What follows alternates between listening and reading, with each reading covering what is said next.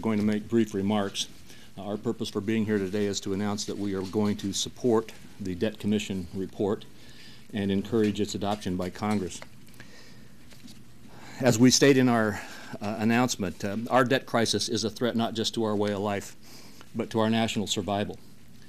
And the threat that we face is so real and so close that we do not have further time for gridlock or inaction. It's necessary that we take strong, aggressive action now. In the near future, if we take no action, we could see a collapse in the value of the dollar, hyperinflation, or other consequences that would force Congress and this country to incur consequences and to take actions that are far more serious and far more painful than anything in this proposal, as painful as some of the provisions in this proposal are. I want to talk for just a moment about what our current circumstance is. We agreed at the beginning of the deliberations of the Debt Commission to use CBO numbers.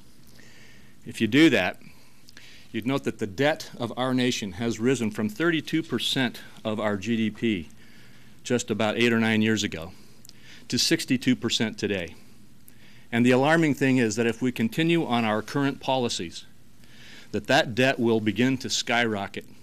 It is projected, if we do not change our course, to hit approximately 90% in 2020 and grow as high as 180% by 2035.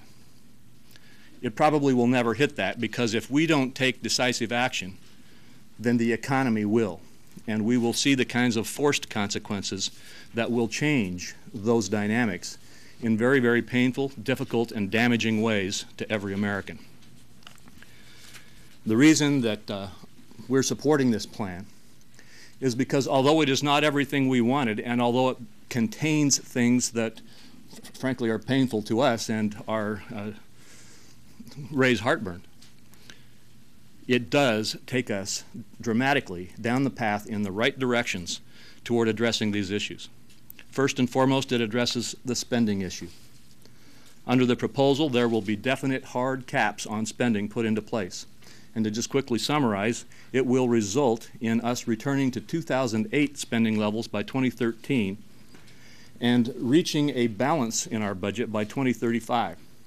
But if you look at those debt numbers, it will stop that skyrocketing debt that I just talked about, and actually by 2035 return our ratios down to 41% of GDP. Still not adequate or necessary, but far different and far better than what we would see if we take no action. And I think equally as important, and one of the most beneficial parts of this plan, in my opinion, is that it doesn't only focus on tax policy, but it also focuses on revenue policy, and does so in a way that does not continue our debate in Congress and in this country over whether we should raise tax rates or reduce tax rates, but instead engages us in tax reform. If we are going to strengthen our nation and preserve the American dream for our people, we need to have a strong, robust economy. Yet if you look at our current tax code, I'm not sure you could construct one that is more complex, more unfair, more costly to comply with, and frankly, as anti-competitive to our own businesses as our current tax code. And we expect that the reforms that are proposed in this plan, which are some of the most dramatic and extensive reforms that I've seen in my lifetime, to changing our tax code, will help us to move to a more fair, a less complex, a less costly, and a more competitive tax code that will generate a stronger, more robust, and more dynamic economy. And one of the other beneficial parts of this is that in using the CBO numbers, we have not projected the dynamic impact of that kind of tax reform on our revenue.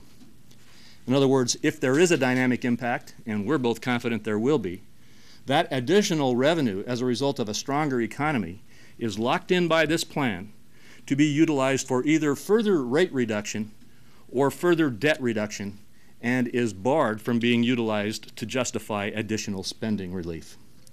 It's these kinds of measures, among many others, that cause me to be ready to support this plan. Like I said at the outset, there is much in this plan with which I have problem, but there is a necessity that we move forward. And this plan will get us on the way. As we bring this plan before Congress, I'm sure there will be need to adjust and to add to it. There are significant things missing from the plan that need to be included. But as we debate about whether to add or adjust to this proposal, we must get started. I'll end as I started, by saying that the time for divisiveness, for gridlock, and delay has ended. We must take decisive action now. Thank you. Thank you, Mike. The best quote I've heard so far about this plan is the only thing worse than being for it is being against it, from Kent Conrad. And I think it's really accurate. It says a whole lot. I'm not typically a worrier, but I can tell you right now, I'm significantly worried about our short-term future, not our long-term future. I think we're in a precarious balance. I think we're at a day of reckoning. And it doesn't matter what your political party is or what your philosophical bent is. This is a starting point, and that's all it is. It's a starting point. More will have to be done. There will not be one American that is not called on to sacrifice if we are to get out of the hole that we're in. The time for action is now. The threat is real. It's urgent. We cannot wait for another election. We cannot wait until we get more of what we want. There's more in this plan that I dislike than I like, but the urgency requires me to put aside anything other than my constitutional obligation to try to get the federal government reined in to the realm and size and intent that it was originated upon. This bill does not cut spending near enough. We've documented to the press multiple times over $350 billion a year in wasteful spending, duplicative spending, fraud. We didn't get there. We got 200+ billion. We need to get more.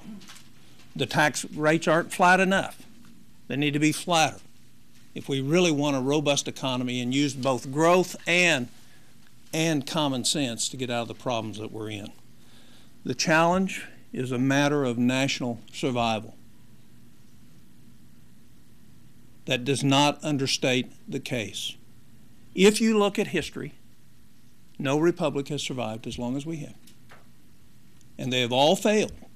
And they've all failed for the same reason. They lost control of their fiscal policies long before they ever were conquered. We see it today in our weakness in our foreign policy. We see it today in our weakness to finance our way and get out of the tremendous recession that we've been in. All those are having detrimental impacts on not only our kids and grandkids, but us as well. The good news is there's not a problem in front of us that we cannot solve. The question is will we take off our particular hats and work in the best interest of America to cure the real problems that ail us? We'll take your questions. Thank you. Senators, what does it mean to support this if you're also going to be changing it and voting for more spending cuts or less tax cuts in Congress? I thought that the whole idea was it was a package. Well, it's a beginning. You pass this package, then you do more. This package does not solve our problems. It only cuts $4 trillion. We need to cut 10. And we need to grow the economy. And flattening the rates further, lessening the duplicative programs. You know, the real essence in terms of looking at America, individual initiative and self-reliance has been replaced in all too many instances by dependency and reliance upon government. And the thing that built the country was that self-reliance and individual initiative and individual responsibility. And we have to get back to that if we're to succeed. And let me just add to what Tom said and make an exclamation point on it. This plan is a package, and it does come as a package. But it is not the end. It is the beginning of the significant steps that we must take. And I believe every member of the Commission recognizes that additional steps will be needed, and Tom and I are already committed on a number of those that we believe are necessary to continue advocating for them. Senator Coburn, or Crapo, what do you say to the anti-tax zealots in your party like Grover Norquist, who have already come out with their predictable statements and seem to be driving a lot of opinion over across the way in this building? What do you say in response to that? Well, the first thing I'd say is our obligation is to the country as a whole, not to any special interest group. Number two is I don't think we break that pledge at all with this bill, at all.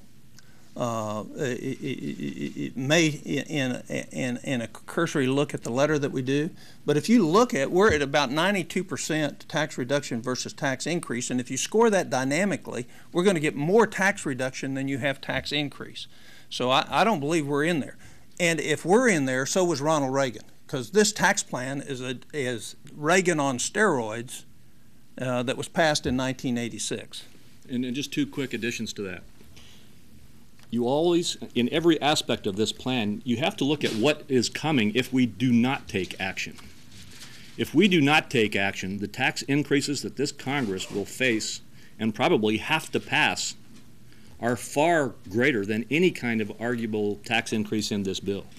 And secondly, we have put provisions in here, as I mentioned earlier, that if there is a dynamic impact on the economy, which we're confident there will be, and a strong one, that the revenue generated from that is to be used for further rate reduction and for further debt reduction, which will all address those issues. And I totally agree with Tom that this does not break that pledge in any way. This is a floor, just to make sure everybody understands, this is the starting point.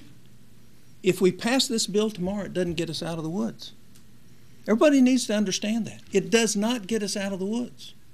There are many more difficult choices that this country is going to have to make. We're going to have to do something with Medicare.